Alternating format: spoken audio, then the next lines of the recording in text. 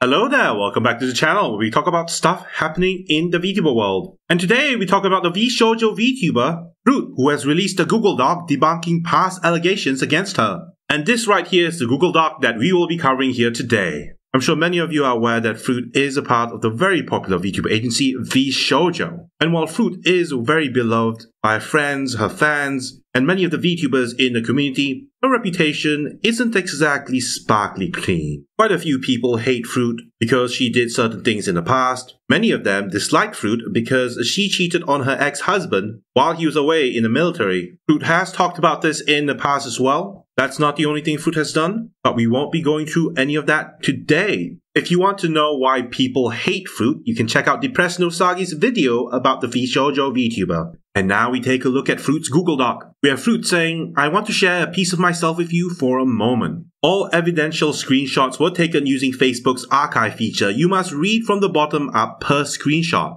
I'm not rearranging individual messages for the sake of reading convenience. All I will do is remove personal information. This document mentions domestic abuse. This is a message to myself and a constant reminder of how strong I've become in the past half a decade. I hope by showing others what I've been able to overcome, this can help people who are or have been in a similar situation. I have pushed this off for a very long time because it has always been an extremely difficult topic for me to uncover. I have been healing for a very long time. When I was 19, I was abused by my then partner." Froot would continue to say, "How did I end up being stuck in an abusive relationship? Abusers don't start out the door with their behavior. They pretend to care about you and act like a good person so you don't leave. They start feeding you their abuse bit by bit until you're completely destroyed and unable to leave, locked in and nowhere else to go. They use emotional blackmail and manipulate you to eventually fully depend on them and make you believe you can't do or be anything without them. They make you feel incapable of being a functional human and you will believe them. Once you're in this stage, the entire relationship becomes complete control over every aspect of your life.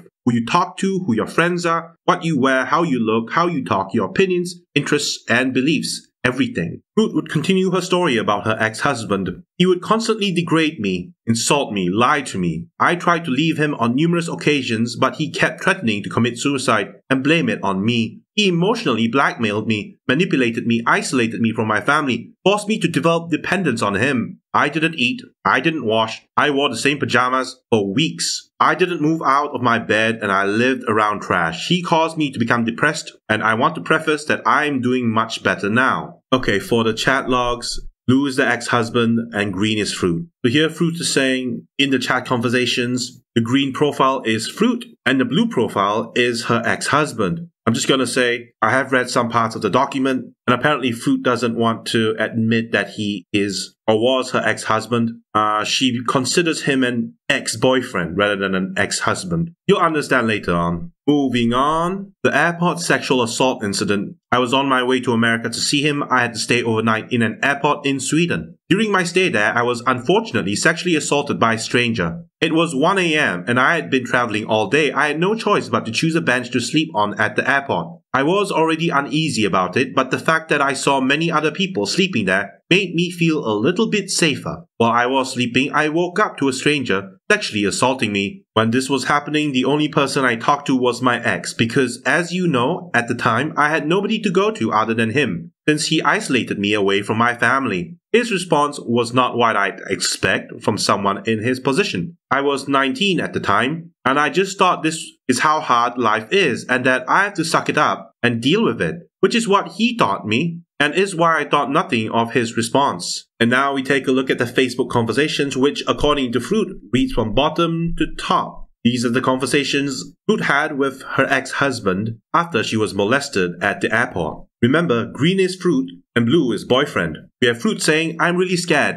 I fell asleep on a soft couch that was in a quiet room in the airport, and I woke up to a guy sexually touching me. He then started to follow me, so I ran straight for the women's toilets, which is where I am now. I could have been raped. What do I do?" said Froot, asking her ex-boyfriend. "It's 3:40 and my train is at 12. I'm stuck at this airport and I don't want to see that guy ever again. My phone is at 17%. I can't find a Swedish universal plug. I have reported it to the police and they have identified the man. Also, I'm going to buy me a plug. My phone's going to die. They caught him. Also, my cable might not even work. Froot would continue by saying, which means I might not get in touch with you until I actually see you. I hope I can get my cable to charge my phone. See you later. Redacted. My phone's going to turn off now. And now we have the boyfriend speaking, oh fuck. Froot would say, I bought a charger. It works so well. And now we have future Froot criticizing her boyfriend's response. I know people take bad news in different ways, and in some cases, this response is not awful, but he is usually vocal about his feelings. And now the conversation restarts with the boyfriend again. The ex-boyfriend, he would say, that's good. How are you doing? Froot would say, I've been better, but I'm glad things were resolved. I feel violated. And now Sweden will forever remind me of the unfortunate. I'm just relaxing for now. The police were really kind to me. The ex-boyfriend responds, were you in a public area, babe? Froot would answer, yeah, there was even a guy fast asleep and totally oblivious. I went to go lie down and sleep on a couch. The airport was quiet, almost dead, full of people sleeping on benches and such. But he decided to follow me. The boyfriend now responds with an emoji. Froot would then respond, this all happened between 3 a.m. to 4 a.m. I remembered to keep all the details for the police. Froot from the future would now criticize the past conversation with her ex-boyfriend. Froot would say, I don't know what I expected, but at least the me in 2023 would have expected more. The biggest reason why him reacting this way was an issue is because later on, he would use this as an example of how much he's done for me. In future arguments, he, referring to the ex-boyfriend, would say that he supported me when I went through this to get a leg up on me, and use it as an example of how he went the extra mile for me when I don't reciprocate regarding unrelated things in his eyes. Froot would provide some Facebook conversations to back up her claims. We start with the ex-boyfriend. Personal info redacted. Who bought you a plane ticket last minute with no planning whatsoever because I fucked up, but you refused to leave the airport? Me, who got molested at said airport because of the unplanned tickets I got you. You, but who was instantly there to give you some sort of help and advice at a moment's notice.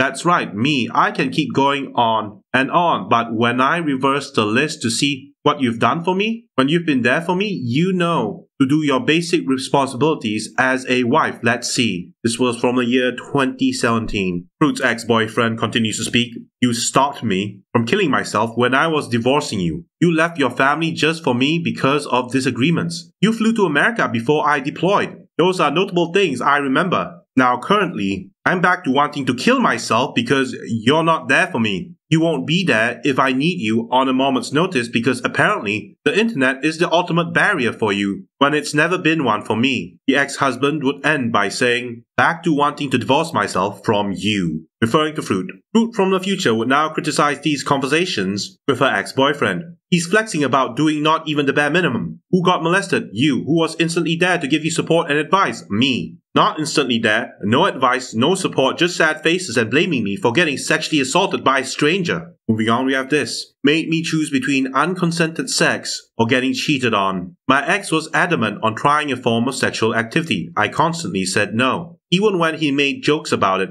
I was still serious in saying no. He didn't respect my decision. When I went offline after I told him no a number of times and expressed my disappointment with the statements, he still painted me as the one in the wrong for not being comfortable with him, pushing past my boundaries. The next day, I wake up to his messages implying he wanted to commit suicide over me exercising autonomy over my body. Froot provides some proof that this happens. In the DMs, Froot would say, and I don't want to try it. The ex-boyfriend would say, you're gonna try it. Fight me. Froot would say, no, I'm not. I will fight you. The ex-boyfriend would say, yes, you are. Future Froot would say, at first he was joking about it, knowing full well that I've said no in the past. And then it just escalates to this 30 minutes later after I didn't take the joke. In the DMs, the ex-boyfriend would say, oh yes, so lucky that I ended up with a woman who won't try something everyone else tries. I never fucked a woman. Redacted. Froot would respond, saying, oh, now you're trying to guilt trip me. That's not fair. The ex-husband would say, yes. Absolutely. Froot would say, I don't want to. You quite obviously wanted to leave me over me saying no to redacted, and yet you're still trying to turn this around. The ex-boyfriend speaks. Before you were up for trying. Now you're just flat out saying no. Froot would say, I've always said no, but you don't listen. The ex-boyfriend would say, it's a letdown. To which Froot would respond, this conversation with you is a letdown. The ex-boyfriend would continue trying to make Froot feel very bad for saying no to his activities. The ex-boyfriend would say, good, I'm glad I let you down, because I know where we stand.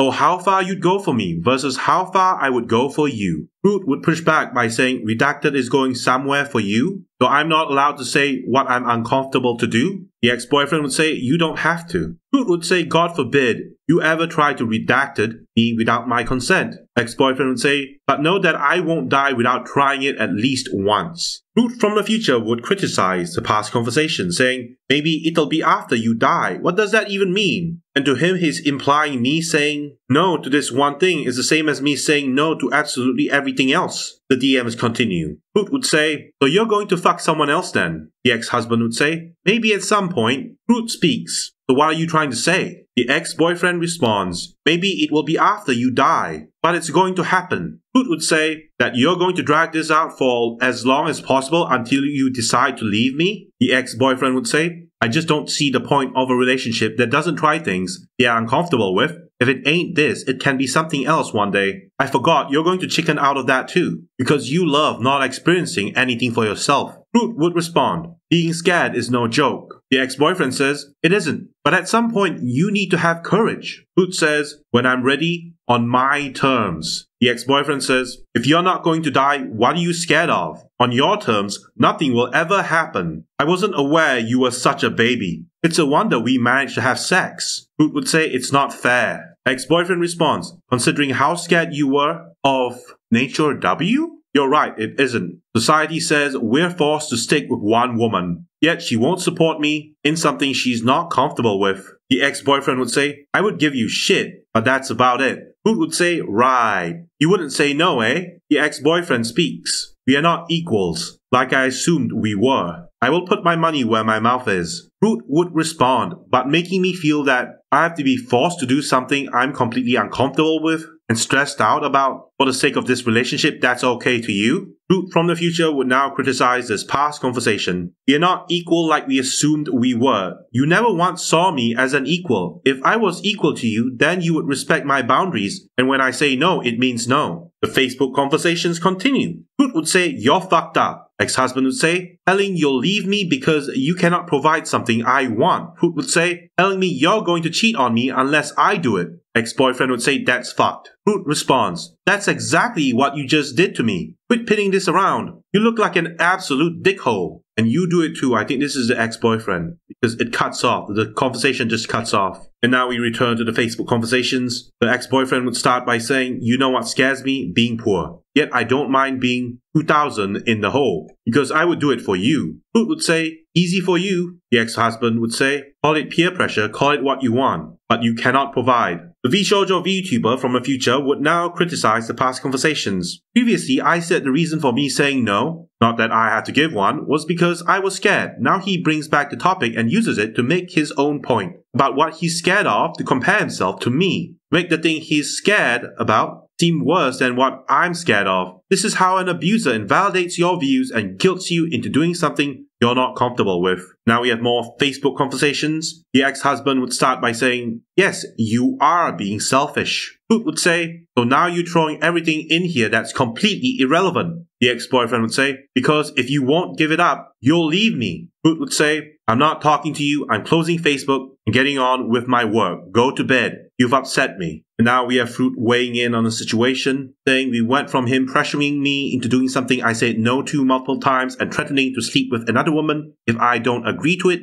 to I can provide what can you do. It seems to him having autonomy over my body is selfish. Continue with the DMs. The ex-boyfriend would say, I never imagined you'd actually say no. I've always said no. You never listen. Keep an eye out for changes in my behavior then. I won't go the extra mile for you if you won't for me. And I'll rescind my statement of love too. Someone who loves you won't deprive you of something. They'll at least let you have a workaround, but you won't even do that. That's selfish. This all started as a joke. I never imagined you would actually say no. That's what I'm the most upset about. Redacted. Yeah, that's not happening. If it ain't missionary, it ain't authorized by army regulations. And I'm going to let my fear control me now. The ex-boyfriend continues to speak. I really may as well be dead. What a pointless existence I'll be living with you if you're afraid to go out of your comfort zone, where you'd rather see me dead or fucking another woman before you do anything for me. The ex-husband continues to speak. Ever since this morning, where you ultimately wanted to leave me to prove how serious you are, I have been contemplating suicide again because at the end of the day, no matter how normal my life appears to be, it will always come crashing and burning around me. Nothing will remain of what I had hope in. Nothing I care about survives the test of time. So if I don't stick around, I won't be on this earth. But that's a decision I'll make for another time. I'm done with living. It's the same shit over and over and over and over and over and over and over again. The suffering of my heart doesn't end. So I put up with it and cry in public or go away quietly. Froot would now discuss this DM. He starts to bring up suicide. Threatening to commit suicide is a common abuse tactic that abusers will do to make you stay or do something for them. It can be a form of emotional blackmail. Every time I attempted to get out of his abuse, he would threaten self-harm to force me to stay. This is him still confronting me about it the next day. The ex-boyfriend would say, no it doesn't, but if you're not going to do anything about it, why are you still worried? Either way, nothing's going to change. The only thing different now is that I'm aware where I stand in this relationship. At the very bottom, I am aware that you won't go the extra mile for me. I'm aware that you're as basic of a woman as it gets. He misspelled the gets. The ex-boyfriend continues his speech. If you're fine giving me the bare minimum in this relationship, just know that you don't deserve anything extra that I've done for you in the past. I'll leave it at that because I've already had this same discussion before in the past. Froot would say, and this is over a single sex act. It's rather petty. The ex-husband would say, it goes beyond that. Froot would say, I was prepared to give up my family for you last year. The ex-husband would say, because this could be anything. Yeah, and if you chose them over me, I would say the same thing. Froot gives her opinion on this conversation. This is a reminder that I expressed having autonomy over my own body. Now I don't deserve anything extra. I've already had this same discussion before in the past. Here he's referring to his ex-wife. But he has an ex-wife? No wonder the marriage didn't work out. He's crazy. We have more conversations. The ex-husband would say, don't forget, I'll still leave you if you choose not to have kids with me in the future. If we aren't working together towards our common goals, then this isn't a relationship. If I can't provide you with my presence over summer because I can't afford to, then I'll borrow money from the bank. If you don't give up redacted, then I'll try it with someone else. That's how that works. Or you just put yourself in a position where you are open-minded. I only get one woman in the world. Froot discusses this conversation. No means no. I would like to mention having children and getting married are two of the biggest ways an abuser will manipulate their partner into being not able to escape, alongside isolating them from their friends and family, so that the victim has nobody else to turn to and cannot run away. And now we reach the section labeled, a time he threatened to cheat on me if I didn't consent to what he wanted to do. That sounds messed up. The ex-boyfriend would say, literally, what's the point of commitment to you? If you're just inviting me to cheat on you, you know there's one thing the chaplain did say about my previous divorce? Froot would ask, which was? The boyfriend would say, because of that alone, statistics say I'm 50% more likely to divorce my next wife. Froot would say, I'm not sure what that means. The ex-husband would say, because when you start feeling the same negative feelings you got from your last marriage, all you want to do is give up again. The ex-husband would say, I fuck women to be happy. Froot would say, I can't be with you if you fuck another woman. The ex-husband responds, since you won't make the attempt to me, then everything you're telling me is a lie. If you think I don't deserve you, Froot would respond, I can't be with a man who fucks other women, no matter how depressed I am, for this relationship. The ex-boyfriend responds, you either deserve my dick or you don't. What's it gonna be? Froot would respond, you can fuck another woman, but you can't stay with me. The ex-boyfriend responds, you can't stay with me. Oh god, this is just getting worse. Now we reach the point where Froot gives her own opinions. Though my dyslexia causes me to have a working memory loss, it can sometimes affect my life. But it's nothing too serious. I will struggle to remember a date unless I write it down or other people remind me. Working memory is the capacity to store information in an individual's temporary memory in order to perform a task. This posed a problem in my relationship with my ex-abuser. This was before I got an official diagnosis for dyslexia, and because I had no real proof of being dyslexic at the time, he would gaslight me into thinking I'm just stupid and lazy. Dyslexia does not affect your intelligence. Froot would continue to talk about her ex-husband. He would use words like slow, stupid, retard, dumb. He claimed that I was just trying to find excuses and crutches for forgetting to do something for him. All the while, I was across the ocean, studying for my degree in university. He refused to believe me, so I went out and saw a psychologist and got an official diagnosis. After I came back with the real proof, this time he was then upset about how life isn't fair for him and how he just couldn't have a normal functioning partner. This still did not stop him from gaslighting me into thinking I'm stupid. Froot would now provide another DM. saying this was after I decided to prove it to him by going out and getting an official diagnosis by a psychologist because I was tired of being belittled and insulted by him over it. The ex-boyfriend would say that you now have an excuse. Froot would say, you haven't read upon it enough to know how it affects the brain. Boyfriend ignores Froot's words and continues his sentence. For everything. That you now have an excuse for everything. Froot would say it affects memory, speech, how you answer questions. The ex-boyfriend would say, yeah, I'm sure you're magically retarded. Yeah, I use that word. To suit your needs. What a coincidence. Froot would respond, what the fuck, I'm going to bed. The ex-husband would say, bottom line, you can't pull shit with me like this forever. If that's your reason for everything, then I'm not going to stick around. Froot would say, why? What are you talking about? Bullshit. The ex-husband would say, exactly as it sounds, using your disability as a crutch. Froot responds, boy, I'm not using it for everything. The ex-husband would say, eventually, I want a wife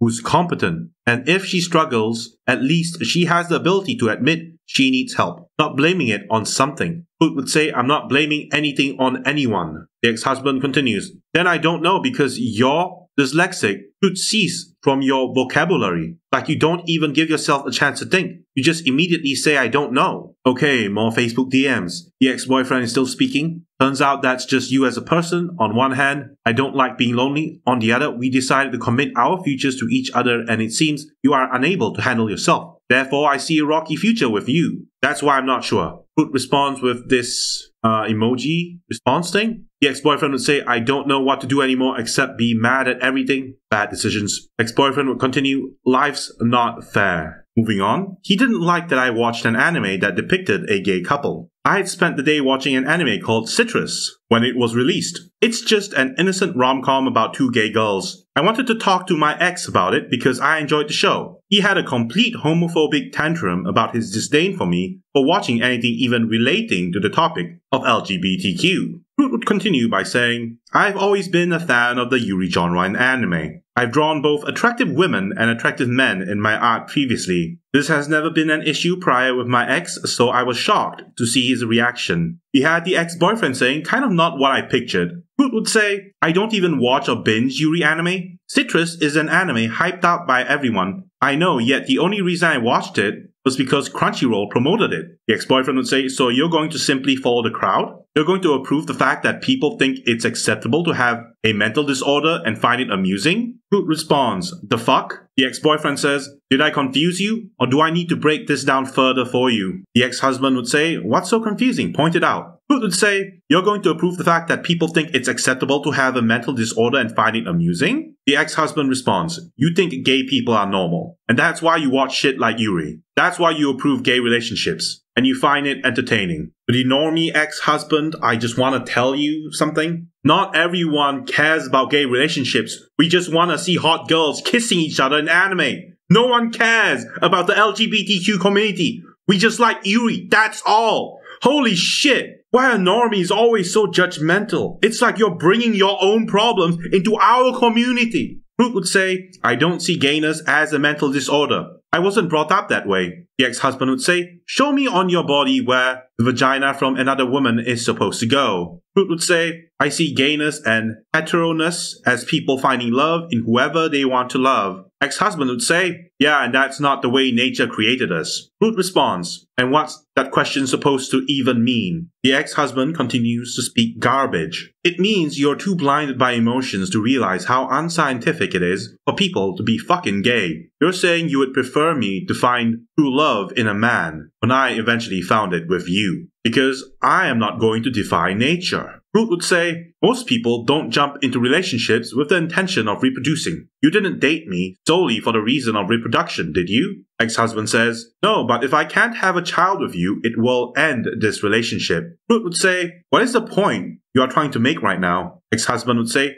I refuse to be with a woman who associates with anything that isn't normal. Gays aren't normal. I have standards for myself. Just because you want to be fucking gay? Froot would say, I'm not gay. Ex-husband would say, you want to accept them as part of society when they're all just a bunch of mental disorder fucked. And you enjoy watching shit. Just like how you're probably a closet gay too. Froot would say, you're actually being childish. The husband would continue to speak. You don't have a right to call me childish while being the most malnourished, sleep-deprived person I know. all because of your choices, not mine. Froot would say, your personality and the way you act can be childish. Ex-boyfriend would say, that's fine, I'm still 10 times more successful in life at my current age than you ever have been. Froot would say, gee, thanks. And now Froot from the future would have some choice words about her ex-husband or ex-boyfriend, suddenly bringing up the fact that I developed a depression while with him and wasn't eating or sleeping. I was perfectly fine mentally before I met him. Then to compare himself to me, saying he's successful at his current age. At this time I was 20 years old and he was 22. The Facebook DMs continue. Ex-husband would say, I treat you like the rest. You're not willing to get up there with me. You're not willing to have standards. Then go on, get lost in a swamp with the rest of the good-for-nothings. Everyone will call me selfish, but I don't give a fuck.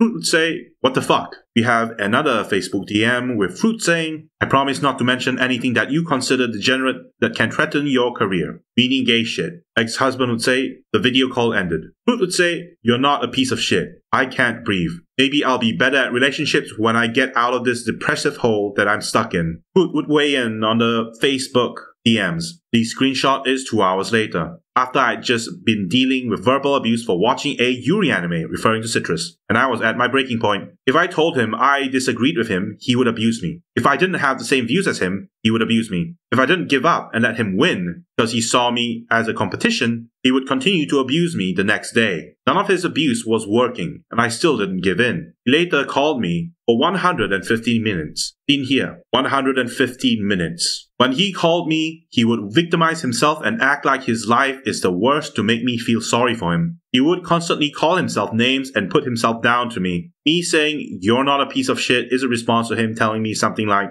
you probably think I'm a piece of shit, because he often twisted his words, make me look like the bad guy. Usually, when I found myself not able to breathe, it's because I'm reacting to him talking about vocally contemplating suicide. A running theme with every session of abuse he had with me was him ending the argument with threatening suicide to emotionally manipulate me. He will be a raging homophobe, and because I don't agree with it, he will use this tactic to brainwash me. He said that me engaging with LGBT content threatened his career in the US Army, and eventually, after 2 hours of emotional manipulation, I gave in. This is how he eventually managed to steal all of my opinions and views into becoming a carbon copy of his. I wanted to avoid abuse every way that I could. This happened every time I wanted to talk about my interests that didn't align with his. We reached a new section titled, The Ex-Boyfriend Cared More About His Sex Life Than My Mental Health. In January 2018, when I had fully developed depression by being in this relationship, I was slowly falling into a hole, but my ex couldn't care less. I started drinking alcohol to feel better.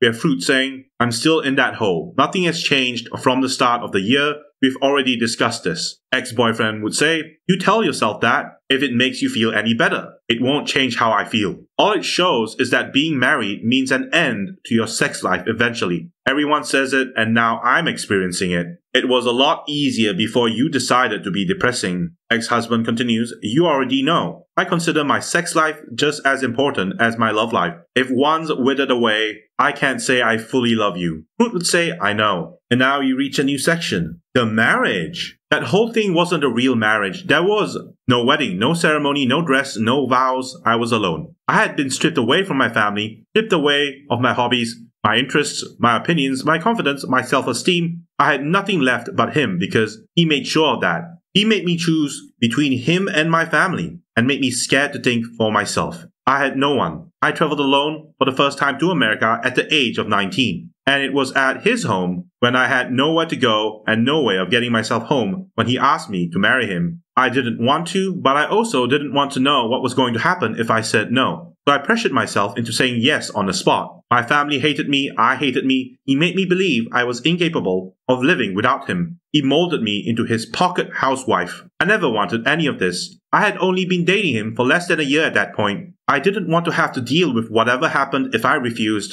so I signed the paper. I was no longer a human being anymore. I was my abuser's property. He had full control of me now. Now he knew I couldn't leave even when I lived in another country, because I was now legally binded with this man, and his abuse of me worsened. I was stuck. I feel a massive amount of shame and embarrassment of myself over this. This is the biggest regret I forced myself to repress over the years. I don't consider it a chapter of my life, but a nightmare that lasted for far too long. Now I don't consider myself having ever been married, but instead I view it as a traumatic event. At the time this happened, I still never viewed it as a marriage. I only ever referred to him as my boyfriend, and I have never referred to someone as my husband, because it wasn't what I wanted. What this girl is saying is that she was actually married. She was legally married when she was 19. And the reason why she doesn't view it as a marriage is not because it isn't legal, it's because she herself doesn't want to view it as a marriage. Okay, I guess she hated him from the start. What I'm confused about is just how did she get into a position where she voluntarily traveled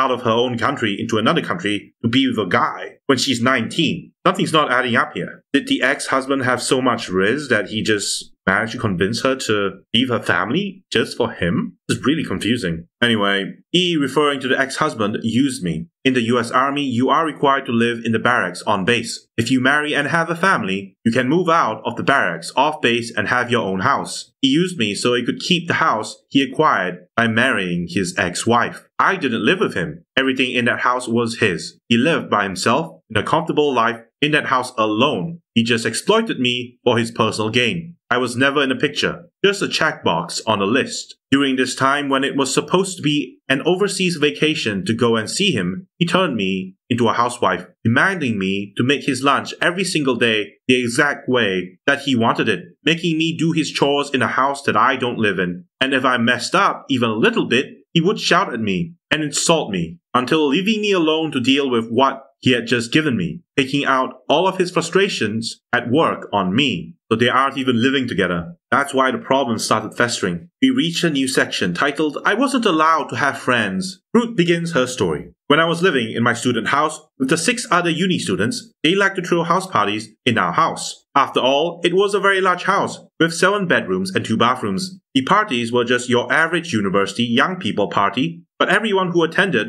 was a nerd or weeb from the anime club. I wanted to join in and drink in my own house with my friends, but my ex disapproved of this. These parties happened about 3 to 4 times per year, so barely ever. I remember retreating to my room during every party because my ex was blowing up my phone and insulting me for hanging out with my own friends in my own house. I remember breaking down in front of my friends because of the emotional blackmail he would use on me to get me to leave every social situation. We have a new section, trying to join bank accounts when we hadn't been together for long. The relationship had just begun, and I, referring to Froot, was still living with my parents while studying at university. My mom was in control of my bank account at the time. He insisted we join bank accounts. This was an early sign of abuse because it was the first time he attempted to gain control over me. I wanted to run it by my mom first. As I declined, he then took his frustrations out on me. We have the Facebook DMs, the ex-husband is speaking. Well, technically right now he's the ex-boyfriend. I told you already it takes 2 to tango. If you're not with me on finances, romance, work ethic, cleanliness, then obviously you're not. And that could be any of those. Clearly, finances will sink this relationship faster than the Titanic. From the moment you decided you don't want my help, I knew we were fucked. Froot would say, I've not decided. I don't want your help at all. Ex-boyfriend would say, yeah, you basically have. Froot would say, you're jumping to conclusions. Ex-boyfriend would say, by telling me I'm not worth your time right now, I'm not worth it enough to give you help. We have Froot saying, why do you fail to understand that I wanted to try to sort it out with the person who is currently in control of my bank account first, then to take action via what you suggested I should do? Since when did I tell you you're not worth my time? You're jumping to conclusions again. Ex-boyfriend would say, the moment you said you want to take a bank account slow? Fucking really? Froot would say, not my bank account, geez. Ex-boyfriend would say, that's the dumbest shit I've ever heard. Hours. Alright, I'm just gonna give my take on the situation. If Froot was like 20 years old in 2018, which is proven here based on the DMs and what she said, that means in 2017, when the boyfriend asked to open a bank account, Froot was basically like 19 years old, and the boyfriend is like making a fuss of it. I think this is unreasonable, because why would a 21-year-old boyfriend need to open a bank account with a 19-year-old girl? It doesn't make sense. And by the way, the mom was holding onto the account, so I guess the parent was judging that their daughter was too young to have a bank account of her own at the time. And since she was 19 years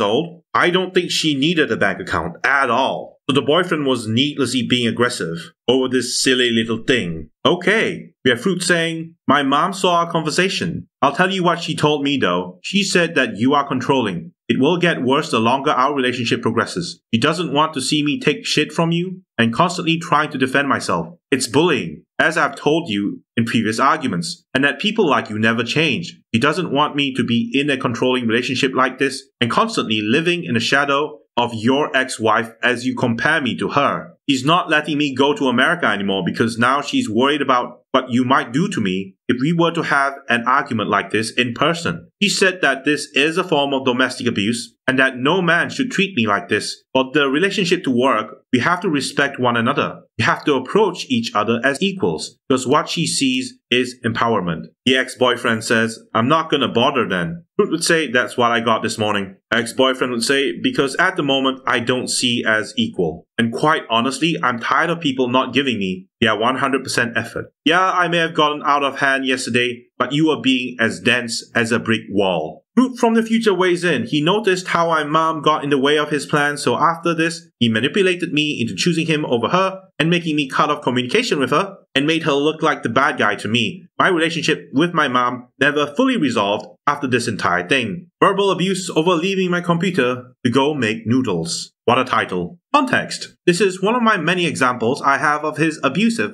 verbal exchanges. For context, I had told him that I needed to go make a bowl of instant noodles. Back in 2017, I was a university student sharing a student-rented home with 5 other students and my brother. The gas stove that we shared was broken. The fire would not ignite, and none of us had a lighter at the time. I was AFK for 40 minutes to fix my stove and to make my food. My ex did not approve of me being away for so long and blew up on me. He verbally berated me, insulted my intelligence, and manipulated me into believing I was in the wrong. He also took offense to the fact that I asked my housemates to help with the stove before him, while he lived across the ocean. Of course, I would ask them to help me fix it before anyone else. His verbal abuse happened almost every day and would last for hours, even days. The ex-husband would say, you literally didn't even fucking read what I said. I'm not one to screenshot something, but this is fucking stupid. Froot would say, I don't think you should be getting so worked up about the misunderstanding. Ex-husband would say, so it's okay to disrespect me like that then. Okay, gotcha. Froot replied, I'm not trying to disrespect you. Ex-boyfriend would say, for one, you don't give me the common courtesy of letting me know where you're going for long periods of time. 2, you give it to your friends. 3, you ignored the fuck out of what I sent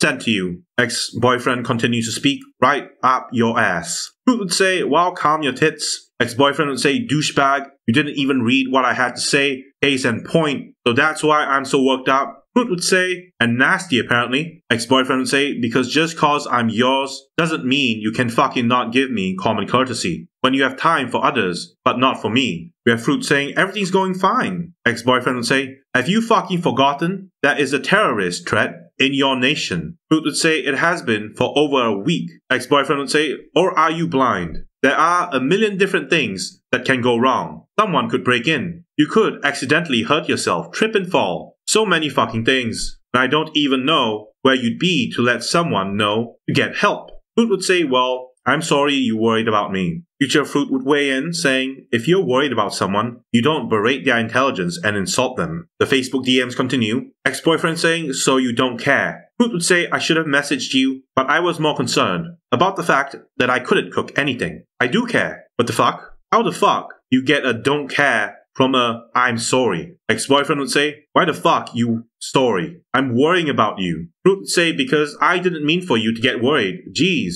Ex-boyfriend would say, after I told you, I'd prefer to hear at least a I'll let you know what's up if I can. Seeing as how your friends get to find out more than I do. Froot would say, 1, I wasn't messaging them for the fun of it. 2, I was messaging them specifically for help because it was their cooker. Ex-boyfriend would say, push buttons until shit happens or shit breaks. Froot would say, I was. and it was just making noises. Ex-boyfriend would say, you need Jesus. Froot would respond with this expression right here. Ex-boyfriend says, you really do. I feel like common sense just never blessed you, especially for mechanical things. You can paint like a champ, but you're fucked at the sight of old stove. Froot would provide her ex-boyfriend with an IP address. Ex-boyfriend would respond by saying the fact that it took you 40 minutes is what surprises me the most. That I can use a stove? Ha ha ha, wow. Froot would say that you encounter the same problem as me, asshole. Ex-boyfriend would say, for someone who has nothing but good things to ever say about what I've done, heaven forbid I say I'm good at something on my own. Cause poor little you gets her feelings hurt.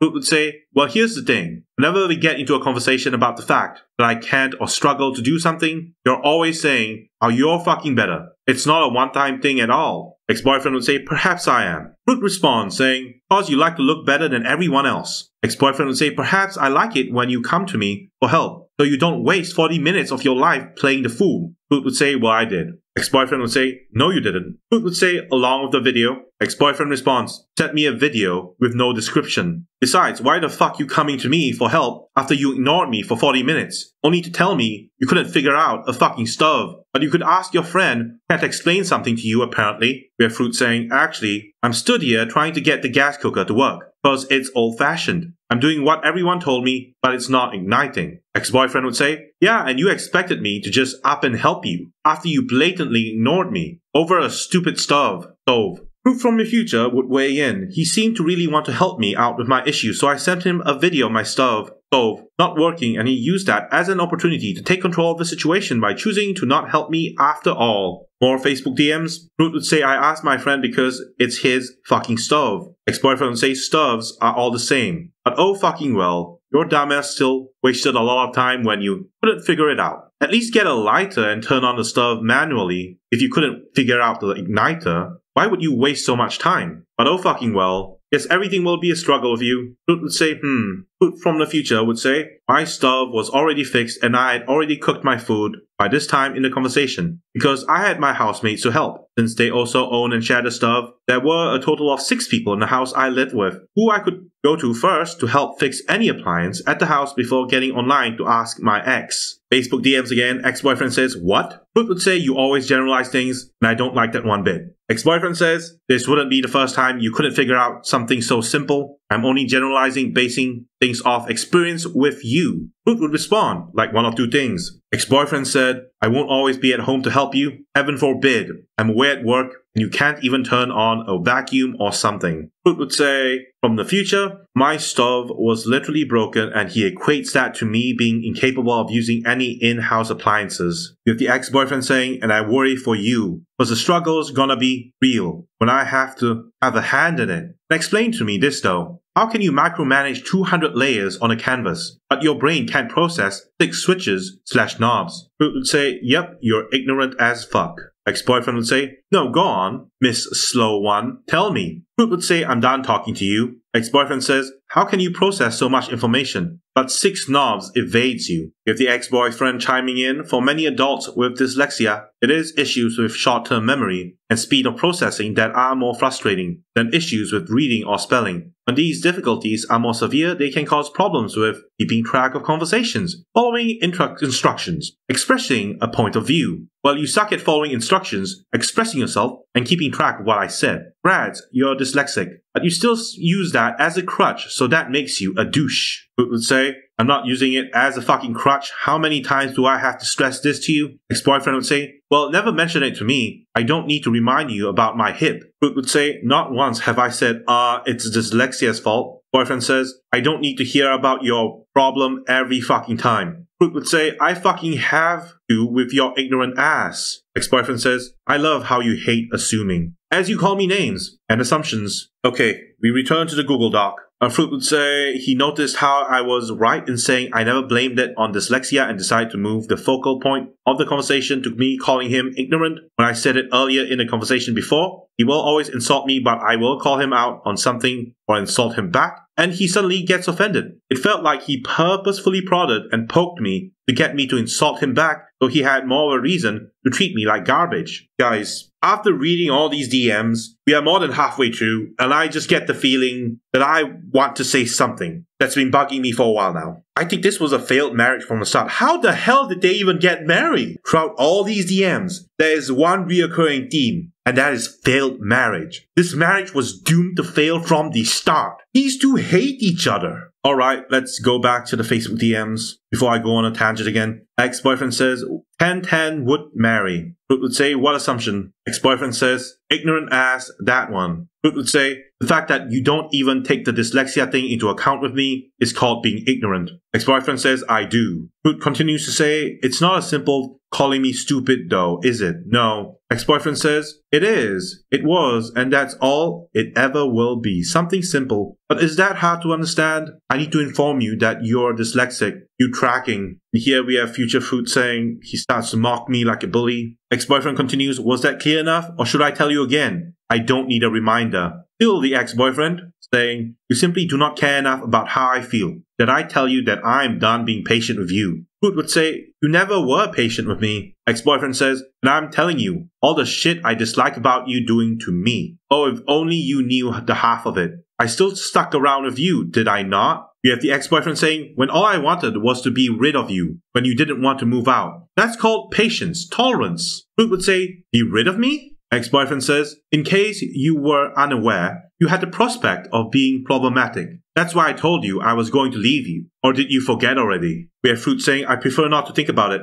Ex-boyfriend says, and yet I'm always full of shit, and I'm not patient. Yet I'm still here. Froot would say, you're always prepared to break me when things aren't going the way you hope them to be. Ex-boyfriend says, yeah, because sometimes loneliness is the best happiness. In the heat of an argument, he would frequently bring up the times he threatened to leave me over something, and use the fact that he didn't as evidence of me being impatient, or somehow in the wrong. With ex-boyfriend himself saying, I only have to focus on myself, I mean hell. I worried so much about you for 40 minutes today, with everything going on in England. You brush it off like it's fucking nothing. Froot would say, I said I'm sorry. We have Froot from the future commenting, all this because I AFK'd, left to go make food. For 40 minutes, this conversation continued on longer, but his point generally remained the same. There were many instances of this same situation, whether I had stepped away to talk to my friends or AFK'd to focus on drawing art. We reached the section titled, He kicked me out of his house with nothing but the clothes I was wearing. I was in the States and he was mad at me, so he kicked me out of his house. All I had were the clothes I was wearing and my phone. I couldn't drive. I was unfamiliar with the area. Alone in another country, far away from home, while he was having a tantrum in his house. This was because he took me to a shooting range and I just wanted to watch him shoot and not participate. He was furious that I was reluctant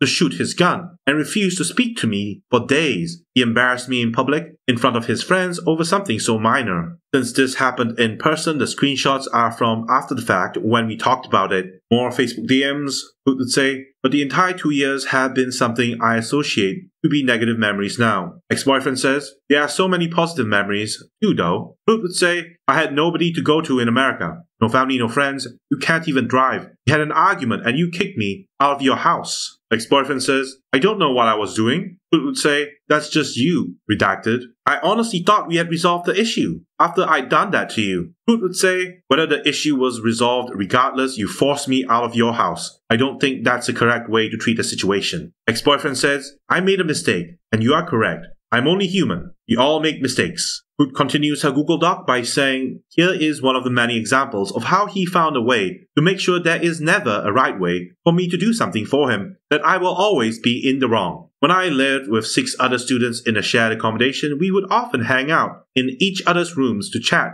or play games or just socialize, but also use the living room area for student friends who needed somewhere to sleep while looking for accommodation of their own. One night, a friend had visited us and needed a place to sleep, so I used that night to socialize with them while I was texting my ex at the same time. I had planned to make dinner, then take a nap, and then video call my ex before the day ended. Even though my ex knew about this, he decided to start an argument about it for having a friend present and not wanting to video call him at that exact moment, and that he basically wanted to call me regardless of who is around me. I'm only including a portion of the conversations because his arguments would last for hours, even days. It can be exhausting to read through. We have the ex-boyfriend saying, friends who outweigh a phone call we planned yesterday. Froot would say, cause he's one of my friends. Ex-boyfriend says, so I don't know why he be up in your area. Froot would say, he's just chilling in here for now. If I wasn't planning to do it at this time in the first place. Ex-boyfriend says, I was under the impression that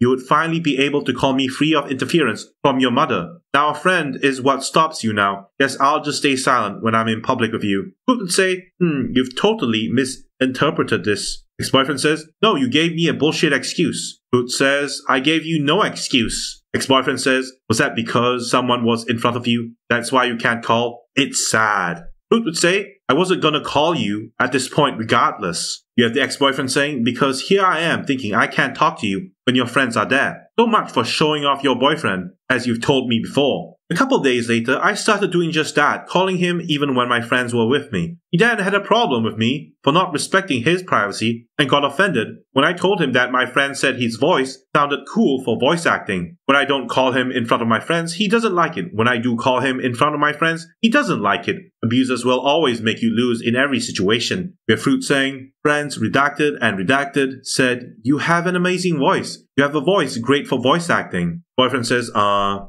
would say, it's true though. Boyfriend says, why do they know what my voice sounds like? Froot would say, I've always said it. They heard me talking to you over the phone once. Ex-boyfriend says, nice to know. Froot would say, what? Boyfriend says, I like my privacy. Froot would say, I didn't have it on loudspeaker. They couldn't tell what you were saying. We have Froot saying, they couldn't tell what you were saying, but they could hear your voice. It's not often you hear someone speak with an American accent here, unless it's on TV. Ex-boyfriend says, well, I am concerned about the privacy of our conversations when we call now. And 2, that's the gayest thing a man has indirectly ever told me. Why does this guy hate gays so much? What did they do to him? With the ex-boyfriend saying, there are certain things that men don't say to each other. That is one of them. And that falls under things you should keep to yourself, if he made such a comment. We have Froot saying, well, I'm sorry, but men here don't work that way. Ex-boyfriend says, so glad to see you don't care on how that makes me feel. Froot would say, my friends compliment you and it turns you into a shit mood. I know exactly how you feel.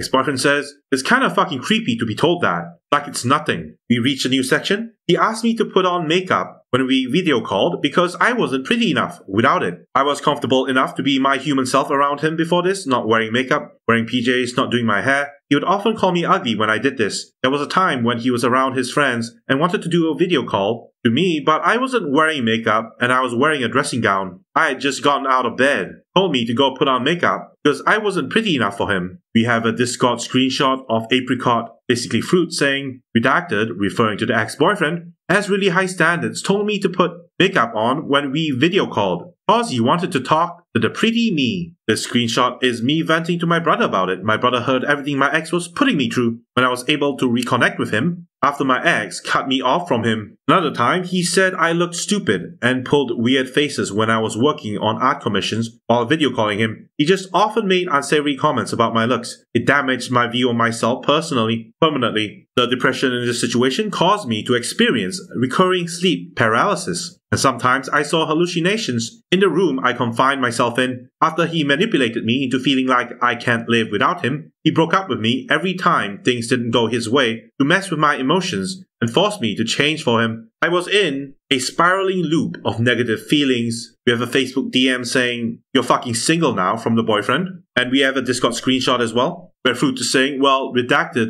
dumped me. We had someone saying, wanna chill in my room with me? And redacted, why did he dump you though? You did so much for him. Froot would say our relationship was unhealthy, and my depression just increased, which caused me to lose motivation in living. Apparently, I didn't do enough. Redacted would say, oh man, you did so much even for a long-distance relationship. Did your relationship cause the depression or make it increase? Again, talking to my brother about one of the instances where this happened, it breaks my heart to read the past me talk about not wanting to live. I'm grateful for getting away from all of this and being alive today and given an opportunity to become my real self. We have a Discord screenshot with Froot saying, I experience trigger when people are rage gaming because it somehow forces my brain to believe that Redacted is back, is shouting at me, belittling me, but I don't tell people because I should get over it. The experience has changed the way I take in the world and I have slowly been coming back out of my shell. I have all my friends, my family, my community, and Vshojo to thank for that. We now reach a new section titled, He Tried to Get Me to Quit My University Degree to Live in the States with Him. I was nearing the end of graduating with my university degree. I had just spent the past few years working towards. He was impatient and needed me to live with him in America ASAP. Luckily, I was set on finishing my degree before making any life-changing decisions like that, but he berated me over it. Ultimately, my mental health got in such a bad way at the time that I took an entire year off attending my degree and had to repeat the final year to complete it. He had the ex-boyfriend in DM saying, then fucking go. Froot would say, I can't break free until I've graduated. Ex-boyfriend says who? Froot would say, says me. I will do better in life moving to America with a finished degree than dragging your ass down with no education. Froot would say, no job. I'm not ready for it yet. Ex-boyfriend would say, oh, you really think I would let you drag me down? How stupid do I look to you? You realize I wouldn't bring you here unless you can continue your education. Dumbass, I don't want a useless wife. You have a new title. He often talked to me about how much of an awful person his ex-wife was compared to Froot, and compared me to her. Okay, so it's 2018. I'm assuming the boyfriend is 22 years old at the time. That means he got his ex-wife at a much earlier age. How? That's so bizarre. He actually married young. And Froot would say he talked about how I was just like his ex-wife and how I reminded him of her all the time, while also saying the most awful things about her. He made me believe she was a terrible person with how many negative stories he shared with me regarding her, and then made me believe I was just as bad. I told him that I do not like being compared to other people regardless, having been a twin my whole life. In the Facebook DMs, the ex-boyfriend would say, then you became her. Froot would say, I used to be optimistic about everything. Ex-boyfriend says, oh, I know. Now you make me want to kill myself. How you're not awesome like how you used to be, and you do nothing to fix yourself. You're happy being a depressive woman. Everyone, we are nearing the end of the Google Doc. Brace yourselves. When it came to depression, I actually tried more than once to help myself. I went to see my GP about the depressive episode I was going through, and she told me to sort out my relationship before she can help me, and sent me home. I was too scared to seek any help after that, and now I'm too scared to see a doctor about anything till something is physically wrong with me. And now we have ending statements from Froot. I have much more proof of the abuse I faced than back in the past, but I have been trying to make this document for a whole year now, and I've decided there is no value in putting my time and energy into this anymore. I am closing this chapter of my life. I have finally been able to come to terms with what happened and would like to move on. This is closure for myself. I would like to focus on continuing to bring music, art, gaming content to my community, and that is all I wish to do. After these events, I now suffer from depression and increased levels of anxiety and agoraphobia. I struggle to deal with friends and family getting too close to me, and often drift myself away in fear of getting hurt again. The home I self-isolate in is my safe space, and VTubing, drawing art, making music, playing games is what I found enjoyment in. I know how valuable time is, and I won't take up too much of yours. Don't let others judge how you view people. Make judgments on your own terms and by your own experiences. Thank you. And that is the end of Froot's Google document. Thank you for watching till the end. This is Terry Nebula, signing out.